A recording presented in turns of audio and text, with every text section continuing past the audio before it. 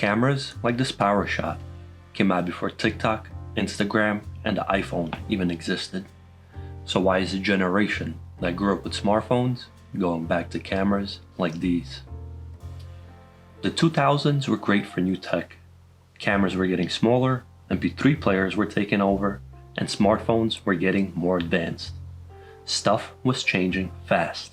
The Canon PowerShot we're looking at came out in 2006, when digital point-and-shoot cameras were the standard, and really the best option for preserving memories. The A640 we have here was advertised as Canon's flagship of the PowerShot A series. Let's take a look at some of the specs. It has a whopping 10 megapixel Digic 2 image sensor, 4x optical zoom, and an ISO max called ISO high, which enabled shooting up to 800 ISO for those night snaps. I know, staggering today. And are you ready for my favorite spec? A 100,000 pixel flippy screen before flippy screens were cool. You also never have to charge it because it uses 4 AA batteries for power. All this was quite impressive at the time, and this little package came at a cost of $350, which was nothing to sneeze at.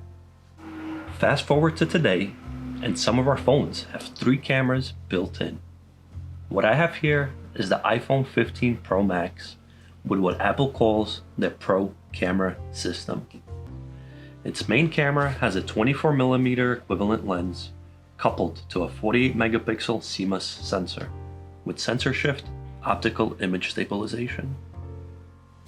It also has a 12 megapixel ultra-wide camera with a 13mm equivalent lens, a 2x and a 5x lens.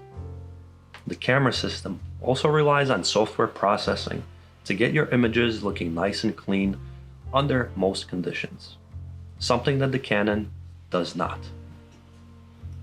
Now that we've covered some tech specs, let's find out why some people are choosing this 20-year-old camera over their smartphone to take pictures. Is it nostalgia, a cool look, or maybe a combination of both? I've never been a fan of using my phone to take pictures. It feels mundane and boring, just tapping on the screen. But as soon as I grab a camera, I feel like I have more of a purpose. I put more thought behind every shot, and I'm no longer simply snapping along.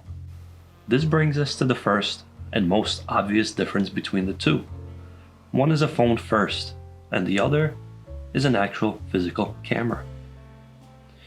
There are buttons you get to press and knobs you get to turn, and tapping on a screen simply doesn't hold a candle to that experience.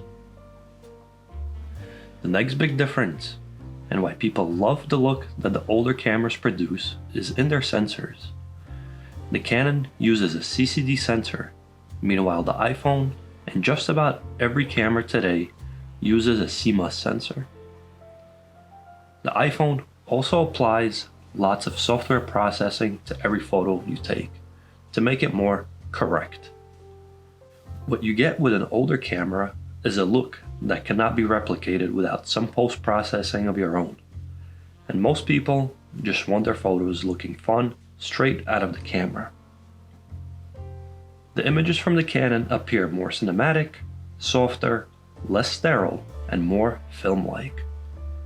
It's a vibe that can only be reproduced with some post-processing on a photo taken with a modern camera. The photos are also not processed like on the iPhone, which applies HDR and deep fusion tech, which automatically combines multiple exposures for a more properly exposed image, applies noise reduction, and color correction. So I went out and took test pictures with both. I let the iPhone and the camera figure it out for themselves, and the pictures we're going to look at next are basically straight out of camera. Looking at the first photo, we could right away see that the iPhone photos have more detail and sharpness in the brush and the ground. This is in part thanks to a newer sensor as well as post-processing that is automatically applied. We can also see the wonders of HDR and stacking multiple pictures together to create a proper exposure all around the frame. On the Canon, the sky is fairly blown out and that in turn is even causing some of the branches to get distorted as well. Now moving on to the second photo, we see the same effects, but here the iPhone also bumps the exposure in the shadows, providing much more detail and an overall more balanced exposure. Now while some of these issues can be improved with a bit of post-processing, we are comparing photos straight out of the camera. The third photo was taken in heavy shadow. The Canon even popped its flash for this one. Again, the sharpness of the iPhone is much higher. But punching in, we begin to see that even though the iPhone is much newer, given its smaller sensor size, we start to lose a lot of detail when we start taking some light away. In photo number 4, the two cameras chose completely different white balance points, and once again, the A640 doesn't capture nearly as much detail. While the iPhone here did a good job with the photo, the atmosphere was much closer to what the Canon produced. In the fifth and final photo, we see much of the same as before. The iPhone photos are much sharper, more saturated, and thanks to HDR and photo stacking, the whole frame is much more correctly exposed. We rarely have blown highlights, and we always have more detail in the shadows. These are the things the iPhone is built to do. The Canon captures what it's given, it doesn't tone down the sky, and it doesn't bring out the shadows. It takes one shot and the result is your own doing.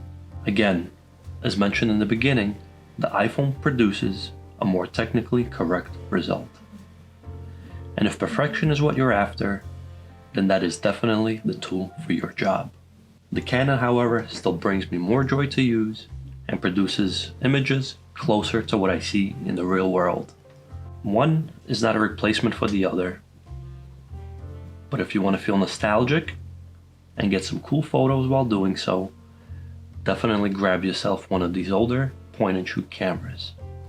Now to sum it up and decide if spending nearly $100 on a camera this old is worth it. The iPhone does take better pictures from its technical standpoint, but to me, they're not necessarily more pleasing. Taking pictures on a phone is much less satisfying, and they simply don't have the soul that these older cameras are able to produce. Also keep in mind, photography is not always about technical perfection. It's about enjoying the process and how the photos make you feel. I say if you have $100 to spare and want some more fun out of capturing these moments, hop onto Facebook or eBay and grab yourself one of these 20-year-old point-and-shoot cameras. That's all for this rewind. Let me know in the comments if you like the older look that the Canon produces, and if it's worth spending some money on this old tech. If there's other old tech you'd like me to check out, leave your suggestions in the comments. Thank you for watching, and come back soon for another video from Rewind and Review.